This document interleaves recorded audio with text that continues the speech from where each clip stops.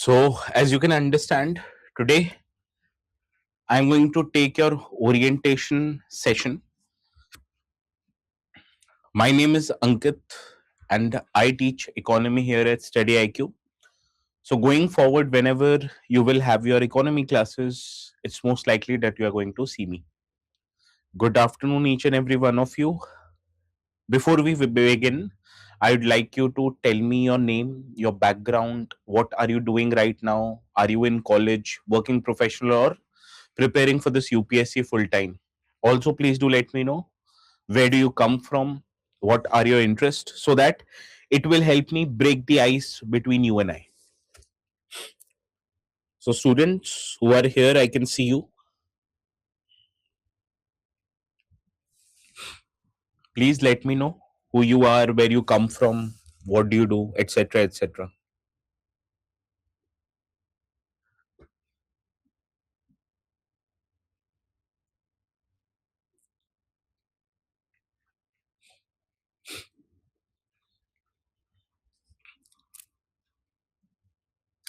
Now, how many of you have started preparing for UPSC already few months back, and how many of you are looking to start preparation right now?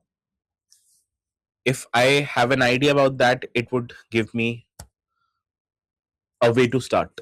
Hello, Anag from Bangalore. Okay. And what do you do, Anag? Are you working? Are you preparing for this exam, or are you in college? You'd have to pardon me. I'm having cold, so my voice might not be very clear, but that you'll have to pardon me.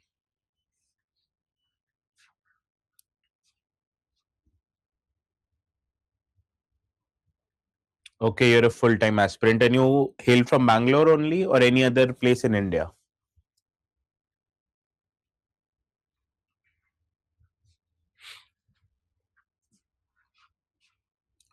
You've completed your graduation this year only. Okay, okay. And in what subject?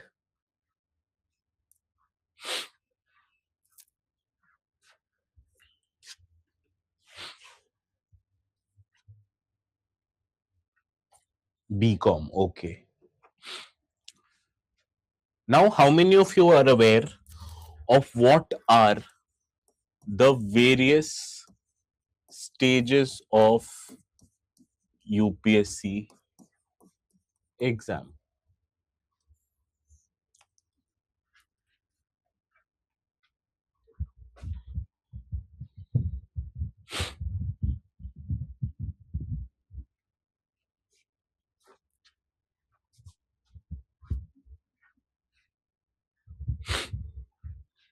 Now, UPSC exam has three stages. First is called as the preliminary stage. So, people who qualify preliminary stage, they appear for mains examination.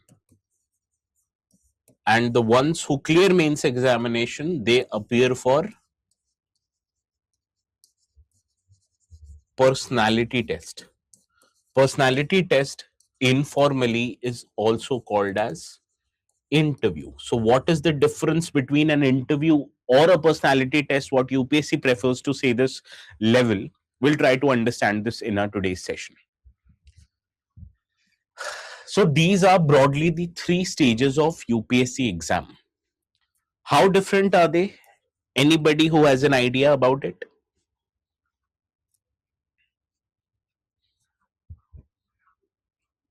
Anag, others also, please let me know. If you can hear me, am I audible, visible?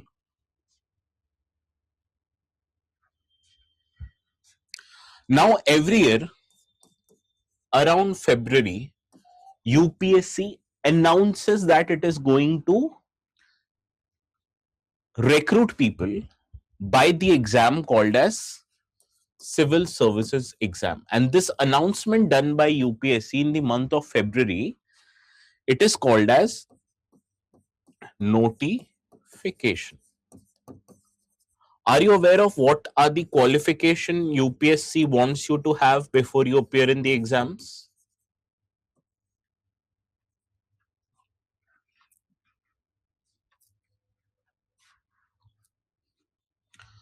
Now, in this notification every year, UPSC says that any person who wants to appear in this exam needs to have at least a graduation. In which subject? In any subject.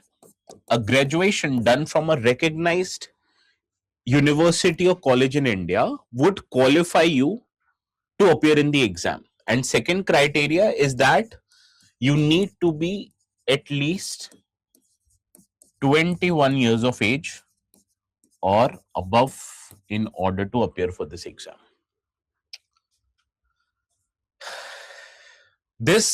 These are the two most basic criterias for you to appear in this exam. Now, many doubt students have here, if they are in final year of college right now, can they appear in the next year's exam? The answer is yes, provided you get your mark sheets of your final semester or final year exams before June of that year. So suppose if the exam you're wanting to appear for is 2027 exam, so if you're in final year, make sure that you have in your possession the mark sheets of your final year exams by June 2027. If you can manage that, in your final year itself, you can appear for this exam. Clear? Is there any limitation on the number of attempt and the year for students who want to appear for this exam? Can anybody let me know that?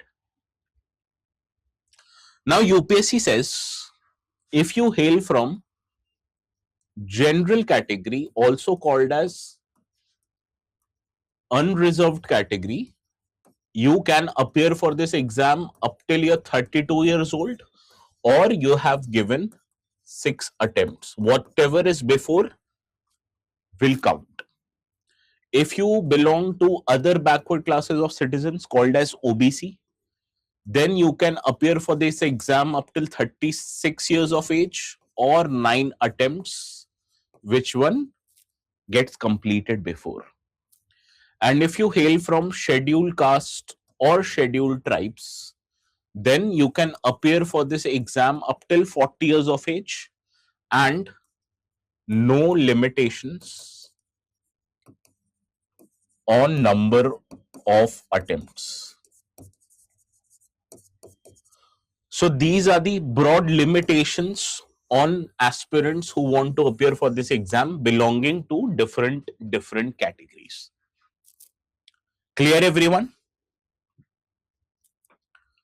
So people belonging to general category and OBC category, they have a finite number of attempts, whereas people belonging to SCs and ST categories, they have no limitation on the number of attempts. The only limitation on them is their years or their age. Clear, everyone? Now coming back to stages of UPSC exam. Let us talk about the first stage of UPSC exam, that is the preliminary exam.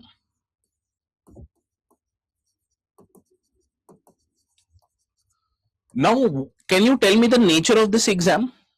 What is the purpose of UPSC conducting this preliminary exam? Anag, others? Why does UPSC conduct preliminary exam? Why don't everybody straight away give a mains?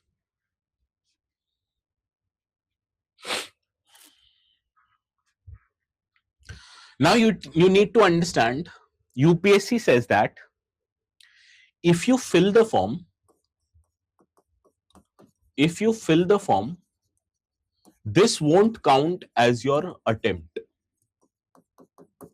Filling the form does not mean you attempting the exam. Then what does attempting the exam means? Attempting the exam means you appear for at least one of two papers in prelims. This brings me to the type of pattern that UPSC follows. Before understanding the pattern of preliminary exam, you need to understand about 10 lakh people fill the form. But since UPSC says that we won't consider this as your attempt if you fill the form, we'll only consider it as an attempt if you appear for any one of the two exams. In general, about 5.5 to 6 lakh people appear for this exam. Now, naturally, if so many people, let us assume this number is 6 lakh. If 6 lakh people are appearing for this exam, UPSC needs a filtration system in place, which would filter out serious aspirants from not so serious aspirants. And therefore, to find out serious aspirants, UPSC conducts this preliminary exam. So, what is the nature of a preliminary exam? What is the nature, Anag? The nature of a preliminary exam that this is a filtering process where you filter out serious aspirants from not so serious aspirants. You might be aware of the fact that UPSC, the full form of UPSC is Union Public Service Commission. Many people say it is not union, it is Unpredictable Service Commission. Do you agree with this, Anag? Others? How many of you agree that this exam is unpredictable? Anag agrees. Anybody else who agrees with me? If I say this is unpredictable, will you believe me? Now you need to understand the unpredictability, especially associated with prelims stage. Anagha or Anag? How do I pronounce it? Anagha. Okay. Okay. So Anagha agrees with me. Anybody else? You need to understand the unpredictability associated with prelims examination is not by chance, but it is by design. Why do I say that unpredictability associated with prelims is by design incorporated by UPSC? Because this exam is a filtration process, right? Now, how this unpredictability actually happens in real life, let us understand this. Now, in UPSC prelims, civil services exams prelims, you are required to give two papers. First paper is General Studies paper 1. In General Studies paper 1, what are the types of subject that are asked? Anaga, you are asked subjects like polity, economy, geography, history. These four are the most important subjects. But in addition to that, you are asked science and technology, you're asked international relations, you are asked government schemes, you are asked current developments, which might be related to any of the above or independent current affairs. So these are the wider set of topics that you need to know before you appear for General Studies paper 1. Now, this paper comes in form of MCQs, where you are required to solve 100 MCQs within 3 hours of time. For every correct answer, you get plus 2 marks, and for every wrong answer, you get 0.66 marks negative. Right? So, this is your General Studies paper 1. Since the syllabus of this paper is very open-ended, UPSC basically can ask you anything from these topics, remotely related to it or directly from these topics. Clear?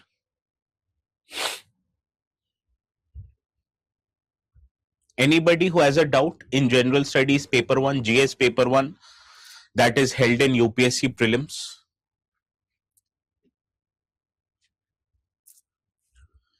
Now the second paper, this paper actually happens in the last week of May, and the timing for this paper is 9:30 to 11:30 a.m. in the morning.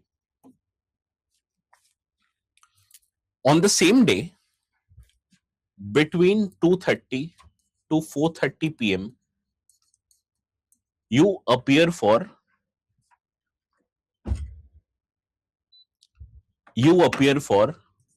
general studies paper 2, also called as CSAT.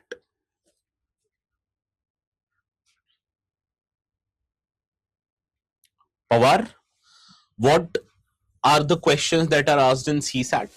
In CSAT, you get questions relating to reading comprehension,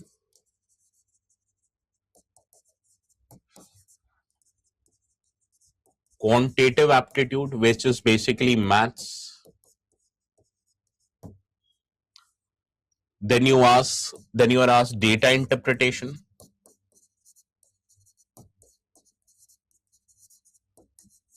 or you're asked logical reasoning. Now, this paper, also of 2 hours duration, has 80 MCQs, where for every correct MCQ, you get plus 2.5 marks. And for every incorrect question, you get minus 2.5 by 3 marks. Now, please understand, the nature of these two papers are very different. The first paper, that is, the second paper, that is CSAT paper, it is a qualifying paper. What do I mean by qualifying paper? Can anybody tell me? Pawar and Anaga?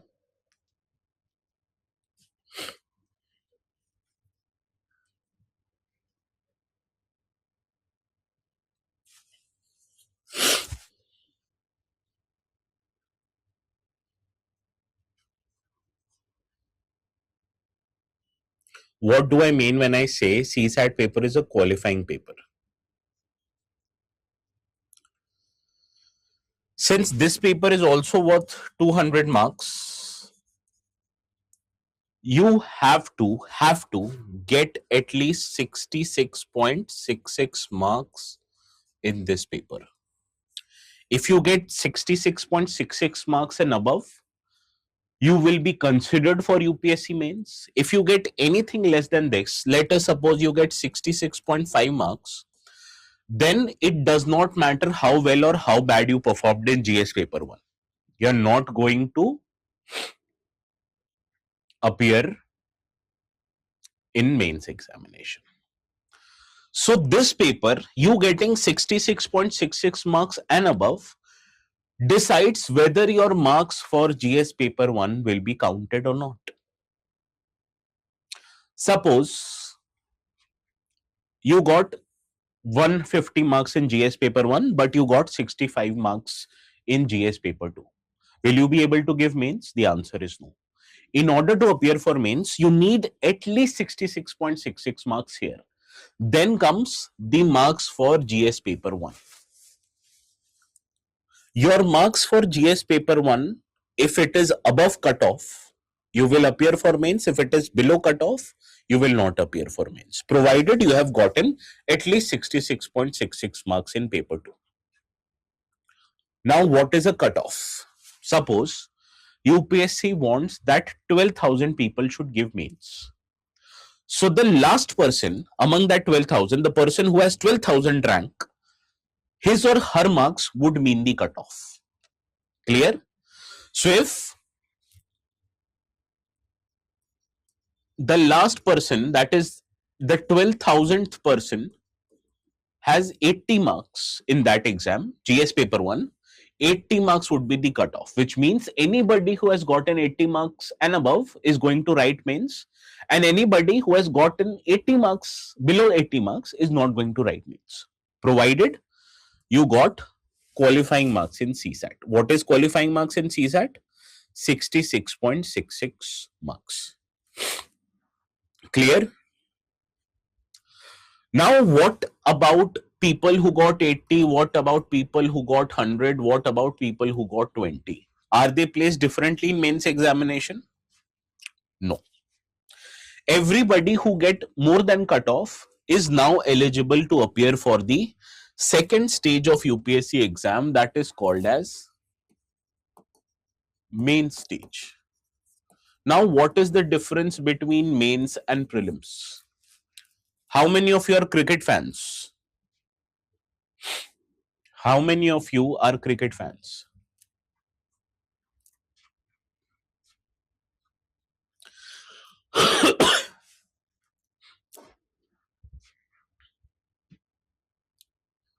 किस किस को cricket अच्छा लगता है?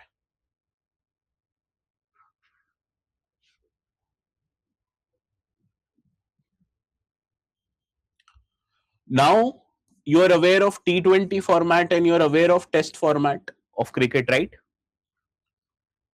You can like that prelims examination is more like T20 cricket match, and UPSC mains examination is like a test match. In which of these two exams is your actual cricketing potential being tested?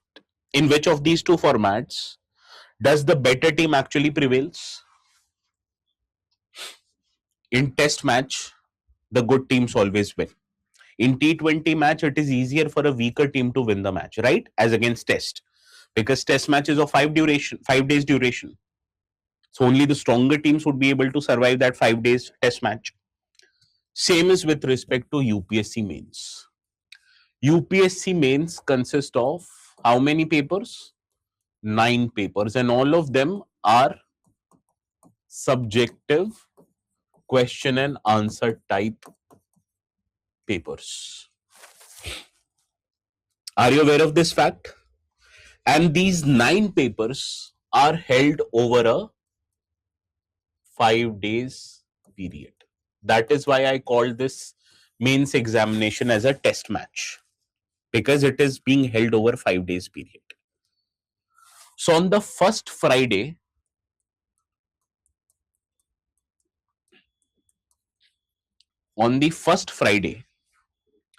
you appear for essay exam in the morning shift, that is from 9 to 12.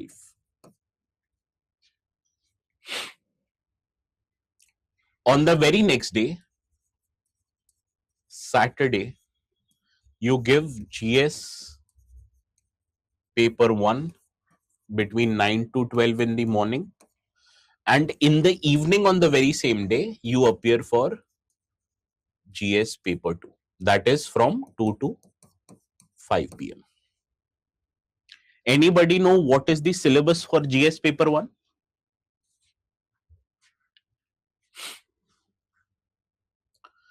GS paper 1 in mains consists of history. What subjects in history? Art and culture,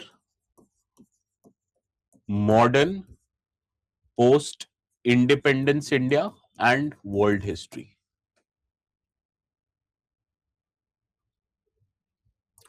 In addition to history, you appear for geography and you appear for Indian society. So, questions from these 3 subjects are asked in GS paper 1. In GS paper 2, you have to write questions I'm sorry, from Indian polity, from governance, from social justice, from international relations. So what all subjects are covered in GS paper 2? Polity, governance, social justice and IR. In GS paper 1, history, that to art and culture, modern post-India independence, world history, geography and Indian society. Clear everyone?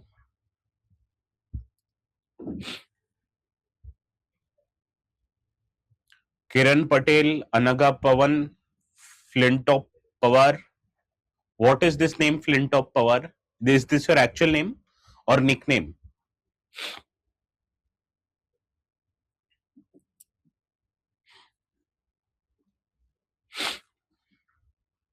The weightage of essay paper, 250 marks.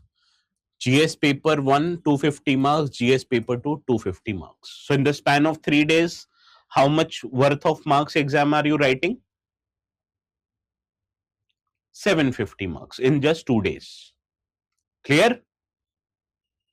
Now, on the very next day, that is Sunday, in the morning session, you appear for GS paper 3. That is between 9 to 12 p.m.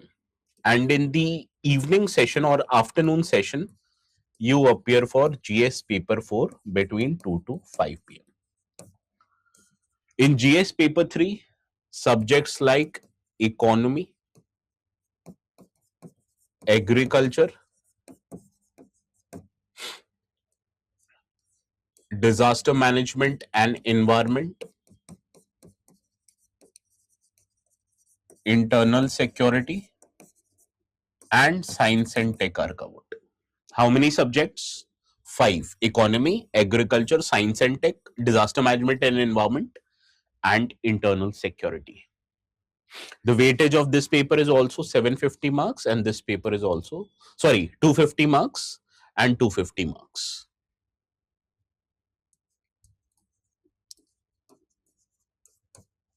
And GS paper 4 is of ethics. The entire paper is of ethics. So in the span of 3 days, how many marks worth of paper you are attempting? 250 into 1, 2, 3, 4, 5. 1250 marks. How many? 1250 marks. Clear?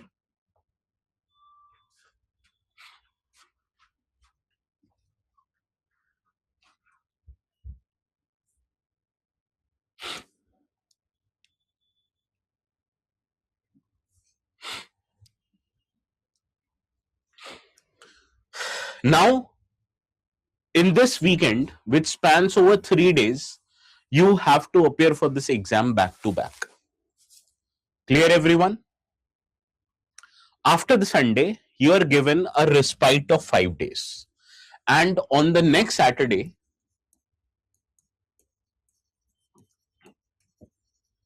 you appear for languages paper. First session, that is between 9 to 12, is your Indian language paper. You can choose any of the Indian language as per your choice. For example, I used to choose Hindi. You can choose any language you want. For northeastern students, except Assam, they are exempted from this exam. So except Assam, all the northeastern state students are exempted from giving this Indian language paper. And at the same day between 2 to 5, you appear for English language paper. Everybody has to appear for English language paper. You're not given a choice.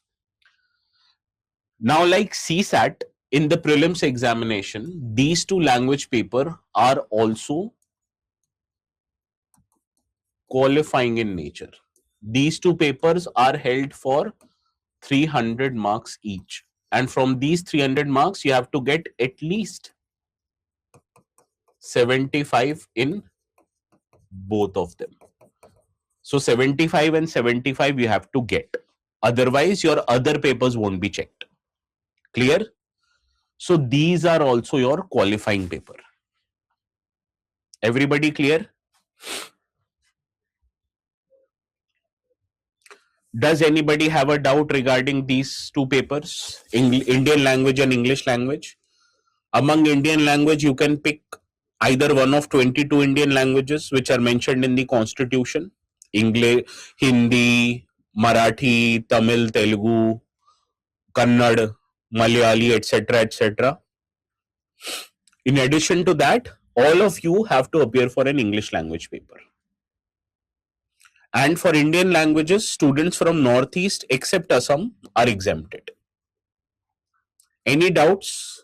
Anaga, Kiran, Flintop? So have you finalized your Indian language paper, everyone? Let me know which paper would you attempt, or which language will you choose in Indian language? So you have to get 75 and 75 in both of them at least. So if you get more than 75, it's fine, but 75 you have to manage. No, you can't choose English in both. English is compulsory for everyone. For Indian language, you can choose any of the 22 Indian 8 scheduled languages. Okay, so you can choose Kannada, you can choose any language. So you have to write in that language, in that paper. I chose Hindi. You guys can choose anything you want. So it is up to you what you have to choose. UPSC does not force you to choose any language, but you have to pick one. Kiran, you can select Gujarati. You will choose Marathi, good, Flintop. Now, the next day, that is the Sunday, you appear for two papers belonging to optional subject. So you'll pick one optional subject, and for that particular subject, you have to appear for two papers. Have you finalized your optional subject, everyone? It does not involve literature oriented question. They will give you a passage and they will ask you the meaning of that passage, which you have to write. All of you, have you chosen your optional subject? UPSC gives you 44 subjects ka list, and you can pick any one of the 44 subjects of your choice. It does not mean that you have to pick only graduation level.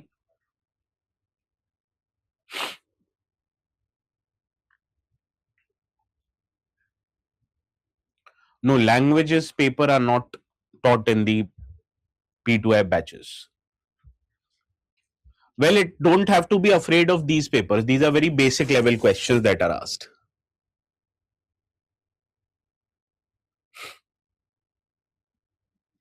Have you chosen your optional subject, students?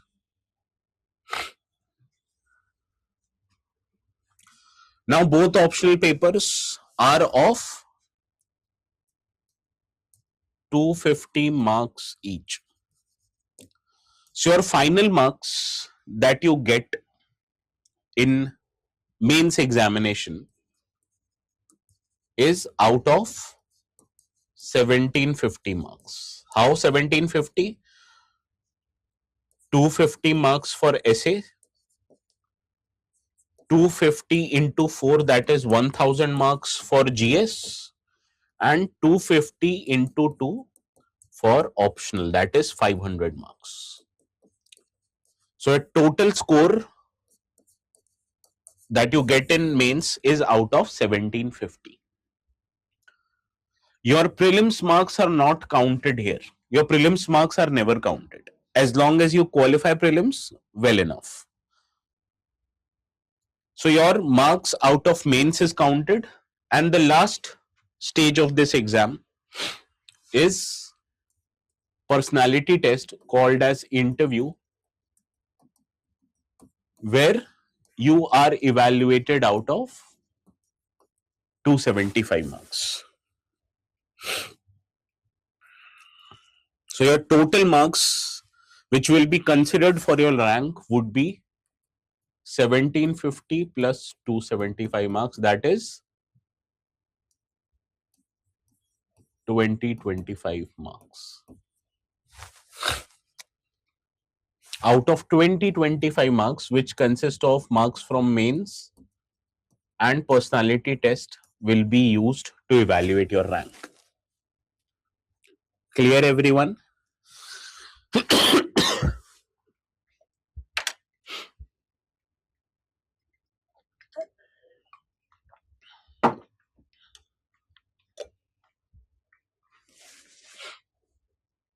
Clear, everyone?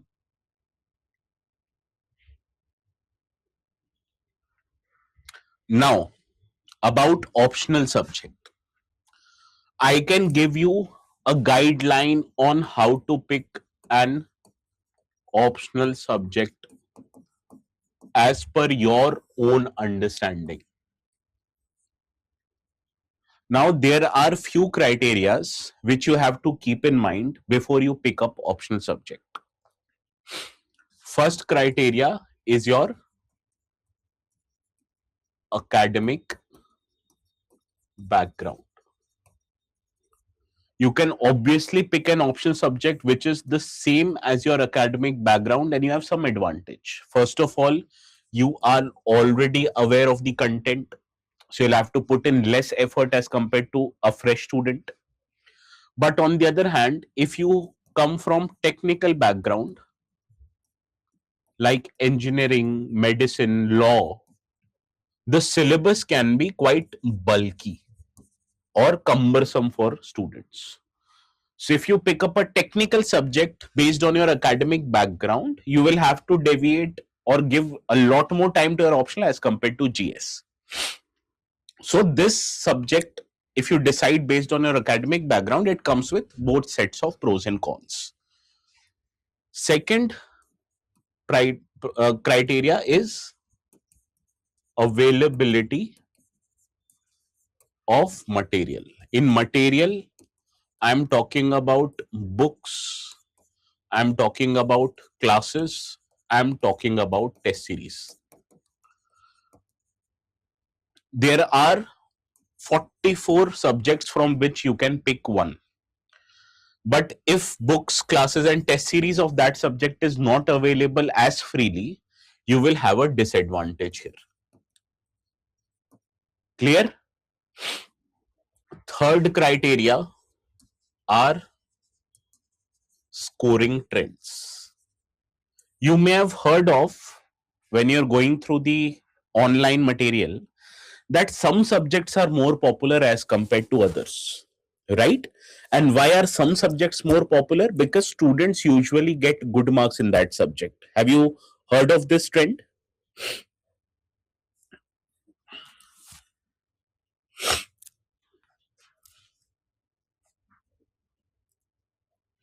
Yes, many people mistakenly or wrongly pick a subject based on scoring trends. And why do I say that this is a wrong method to pick up an optional subject? Please understand, if I get good marks in a subject, it doesn't mean I took that subject because people were getting good marks in it. As I am good in that subject, that is why I am been able to score good marks in it. So it is not the subject that makes people toppers. It is the people which makes those subject popular. So this is the wrong way of picking an optional. Suppose if a topper has topped from sociology, that doesn't mean you should take sociology, because that topper might have been good in sociology. That is why he got good marks in it, right? You, if you're not interested in sociology, do you think you'll be able to get good marks in that subject or any subject for that matter without interest?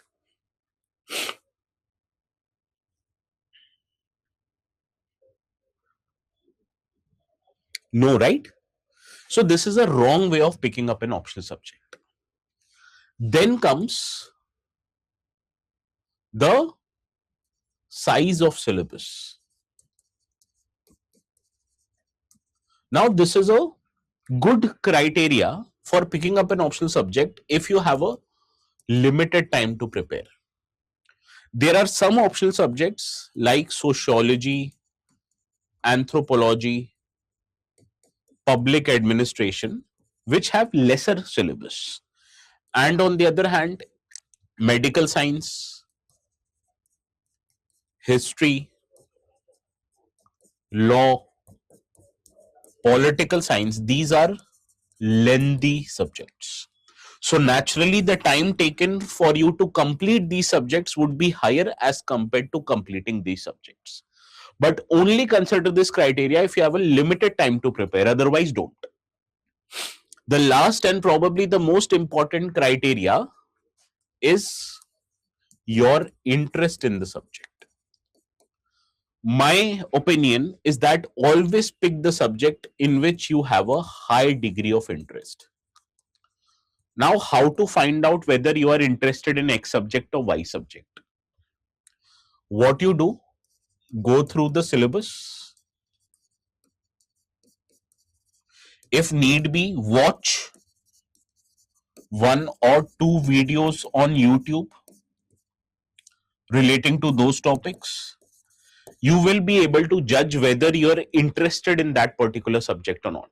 From this criteria, finalize 2 or 3 subjects. So suppose you picked up sociology, anthro, and political science based on your interest. Okay. Then apply the second criteria, that is availability of material. And then apply the size of syllabus. Based on these 3 criterias in this order, you should be able to finalize your optional subject. What are the criterias? Can you repeat after me? First priority, second priority, and third priority.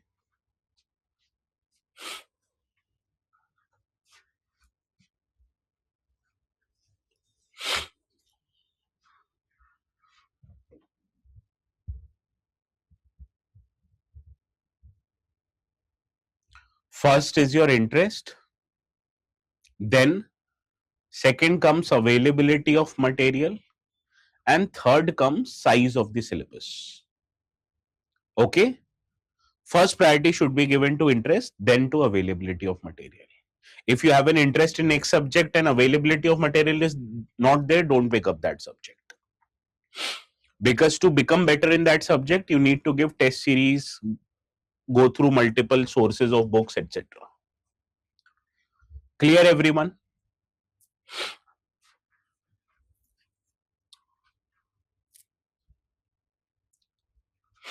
Now, why is UPSC interview called as personality test and not an interview?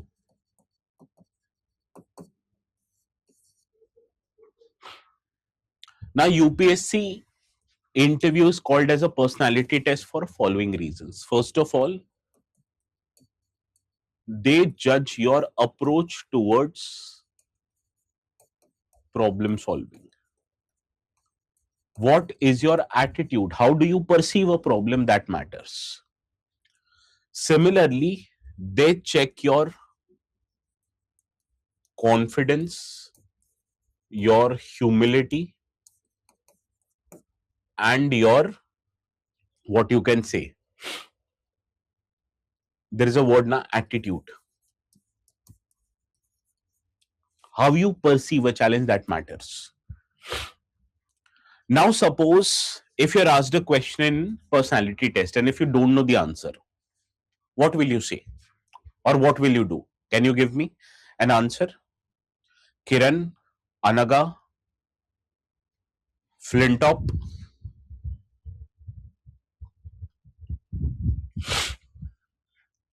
Revant. If you don't know the answer of any question which is asked to you in personality test or interview, what will you say? What will your response be? Let me see that. It is possible that you might not know the answer to the question that they have asked you. क्या करोगे फिर?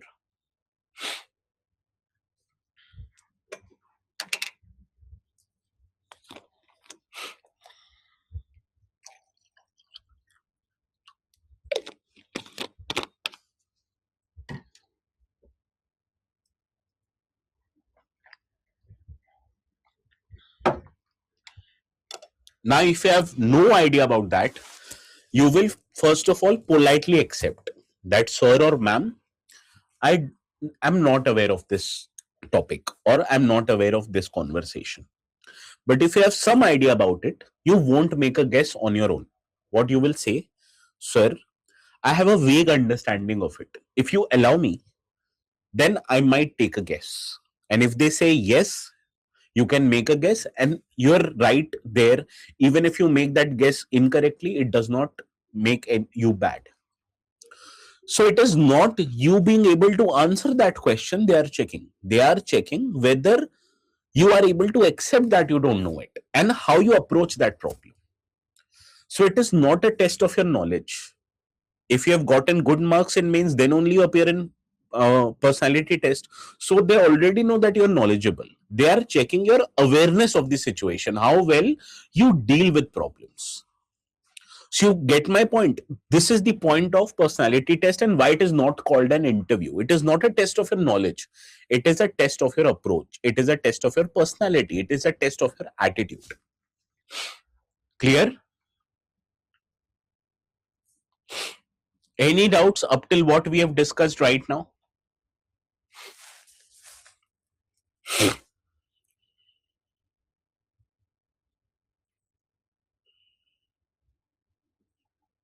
Now, what will you do in your class?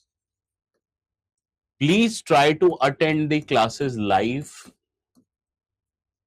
every day without fail. When you attend the classes live, what benefit do you get? First of all, you are aligned to a specific timetable. Second, you get to ask doubts from the teacher then and there itself. Kiran, I'm telling you right now. You know Gujarati? You're from Gujarat, right, Kiran?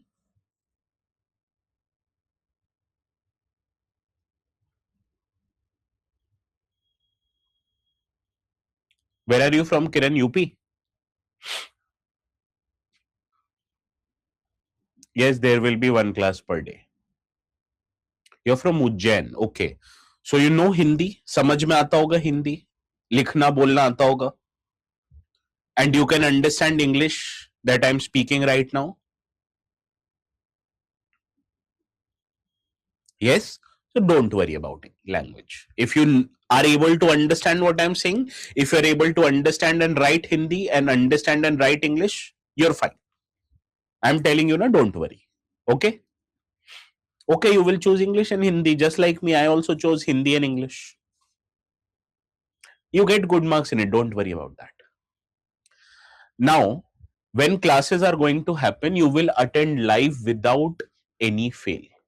But suppose someday you're sick, you have to go someplace.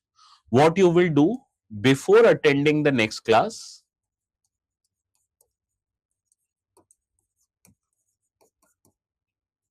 You watch recording of the class that you missed. Clear? So this you will do without fail. Whatever different teachers in their respective subjects might suggest, you have to follow teachers without any second thought. Clear? Kiran, Anaga, Flintop, what will you do? You will follow teacher's advice without any second thought. Whatever teachers will say for their respective subject, you will do that.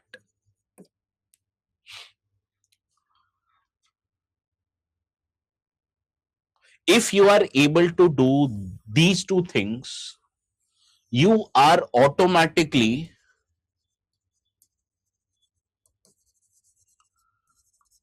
ahead of 90% of the crowd. But these two things, if you are able to do, you are automatically in the top 10 crowd. Rest is up to how much you make an effort and how well you study. Right? Please be very, see, UPSC, na, what do you think are the people who get selected in UPSC are? Are they the most brilliant minds in the country? Do you think they are the most brilliant minds in the country? People who clear UPSC exam? No. People who clear UPSC are the ones who are disciplined and persistent. What do I mean by persistency? What do I mean by persistency? Persistency means continuous effort to get better.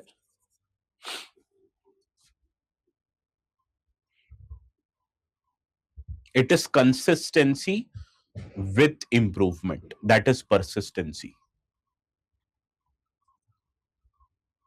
So it is not an exam which wants to select the most brilliant minds. It is an exam which selects most disciplined and persistent minds in the end.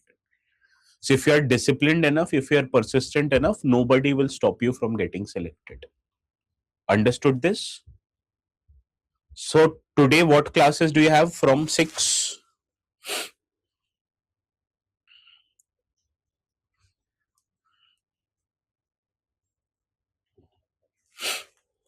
This is an evening batch, right?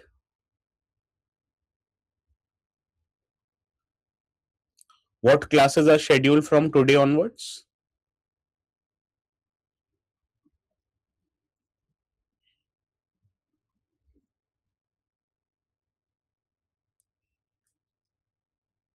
Modern history. And after modern history, have you gotten the timetable?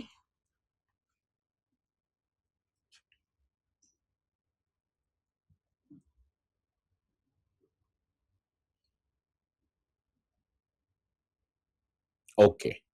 So modern history will roughly continue for a month. Every day from 6 to 9, you will have a class.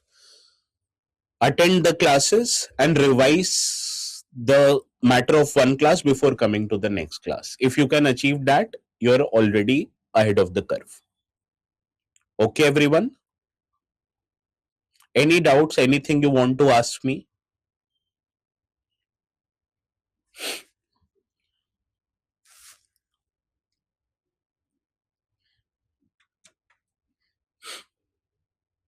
Anything specific that you have in your mind? No. So this brings an end to your orientation session. Good luck for your UPSC exam. We will meet each other again the next time when you have economy classes. Okay. So tomorrow onwards, if you have any doubt relating to anything with UPSC, do not hesitate. Contact me on my email ID ankit.singwan@studiiq.com. Okay, this is my email ID. Modern history sir will tell you how do you have to cover for modern history. Okay, each and every teacher will have a specific way of covering that syllabus or that particular subject. Adhere to that advice. Okay. In the classes in modern history, Alok Oja sir will be taking your classes. He will tell you how to cover modern history. Okay. When it comes to economy, when you will have economy classes, I will tell you how to have economy. Agreed, everyone? So with this, let's wind up our today's session. All the best for your exams. I hope you all do well. And if you have any problem, feel free to ask me in my email ID. Okay. Good day, everyone.